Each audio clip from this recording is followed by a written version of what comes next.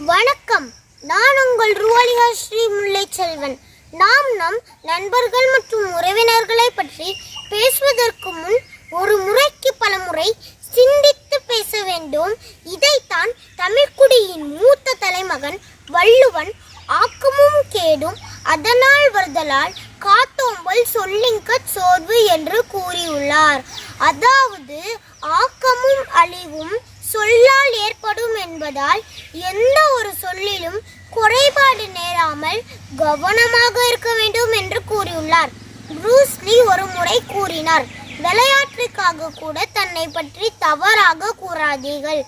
ஏனென்றால் இந்த வேறுபாடு உங்கள் உடலுக்கு தெரியாது. நம்முடைய வார்த்தைகளில் ஒருவித சக்தி உள்ளது என்று. ஒரு நாட்டில் உள்ள மரங்களை வெட்டவே முடியாது. அந்த மரங்களை வெட்ட நினைத்தால் அங்குள்ள மக்கள் அந்த மரத்தை சுற்றி தவறாக திட்டுவார்கள். பிறகு திடீரென்று அந்த மரம் காய்ந்துவிடும். பிறகு அந்த மரத்தை சுலபமாக வெட்டி விடுவார்கள். இதனால் தான் கூறப்படுகிறது நமது வார்த்தைகளில் அதீத சக்தி உள்ளது என்று. எனவே மற்றவர்களை பற்றி பேசும்போது சிந்தித்து பேச வேண்டும். நீங்கள் பேசும் ஒரு சொல் வெல்லும், ஒரு சொல் கொல்லும். ஆகவே கவனமாக பேசுங்கள் நண்பர்களே. நன்றி.